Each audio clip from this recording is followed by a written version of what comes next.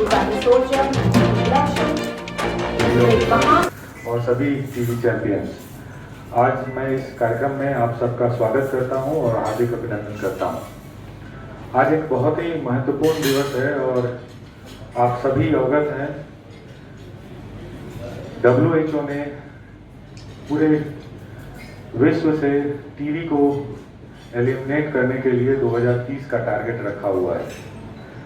लेकिन हमारे माननीय प्रधानमंत्री जी द्वारा इस टारगेट को प्रीपोन करके 2025 तक ही पूरे भारत को टीवी से मुक्त करने का एक लक्ष्य रखा गया है। चश्मा के मरीज अपने देश के अंदर थे और 4,45,000 मरीज की मृत्यु एक वर्ष में हो जाती है।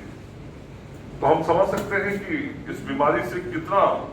ज्यादा कैजुअलिटी, कितनी ज्यादा मृत्यु प्रति वर्ष होती है।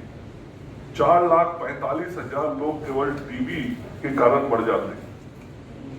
और टीबी जो बीमारी ऐसे है तो पूरी दुनिया में,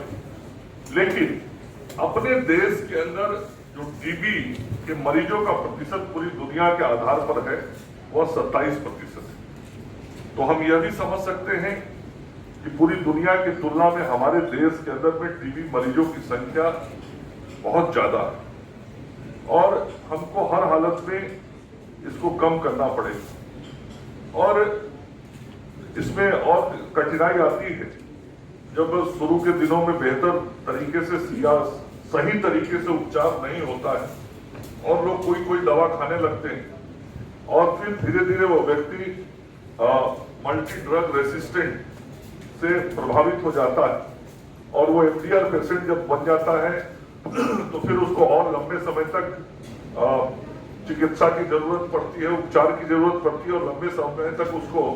फिर दवा खाना पड़ता है, इलाज कराना पड़ता है। इस बीमारी का जो सबसे बड़ा कमी कहें या जो हमको प्रयास करना है वो बात कहें तो वो ये है कि हम अपने यक्ष्मा के मरीजों की पहचान नहीं कर पाते। यक्ष्मा के मरीजों की जितनी पहचान होनी चाहिए उनके पहचान में कहीं ना कहीं दिक्कत आती है और हम पहचान जब नहीं कर पाते हैं तो स्वाभाविक रूप से हम जिस तरीके से बेहतर उपचार करना चाहिए हम उनका उपचार नहीं कर पाते हैं, उन तक जितनी सुविधाएं पहुंचानी चाहिए वो सुविधाएं नहीं पहुंचा पाते हैं। तो नोटिफिकेशन अपने आप में एक बहुत बड़ी समस्या है और उसका कारण ये है कि जो व्यक्ति टीबी का मरीज हो जाता है वह अपने आप को ऐसा सोचने लगता है कि हम कहीं सोसाइटी से, फैमिली से आइसोलेट ना हो जाए, हमको लोग अछूत मान के अलग न कर